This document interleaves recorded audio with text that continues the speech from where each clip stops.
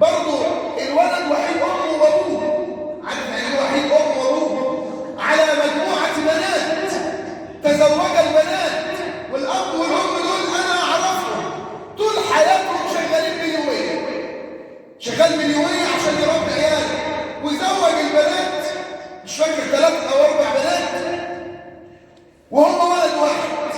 ودي المشكله اللي بيعاني منها الناس، عشان لما بيجي له الولد كده يحسس ان هو مخلف عمر بن الخطاب ولا مخلف ابو بكر الصديق، هو واحد زي الناس ان ربيته وربيت تربيه صالحه اخذت منه ما هو من صلاح. الولد دلوقتي ترك امه وترك ابوه وعاش وحده، وحتى لا يسال عن امه وابيه.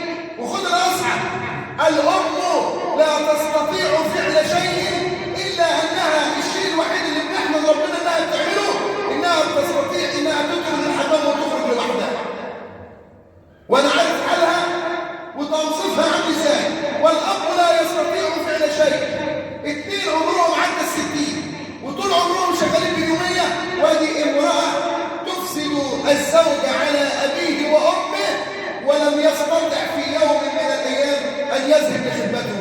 لذلك اوعى تكون زوجتك فتنه ليك على اهلك، افصل في العلاقه ما بين الاثنين، ولما تقول لك قول لها اسكتي، ولما تقول لك ابوك قول لها ده ابويا مهما كان، ولما تقول لك امك قول لها لولا امي ما كنتش انت، لان لولا الام والاب ما كنتش انت موجود. عارف يقول لك ايه؟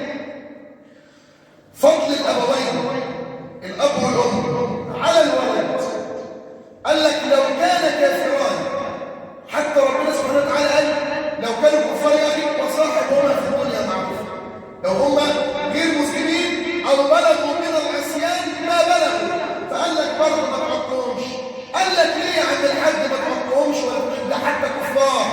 قال لك لان لولا ابوك وامك ما كنتش انت موجود على ظهر الارض، ده دول الكفار، فما بالك دلوقتي باللي بيعصي ابوه وامه ويشاقق اخوه بسبب ان زوجته تعصيه على هذا الامر. يبقى اذا لا يجب طاعه الزوجه في هذا الامر.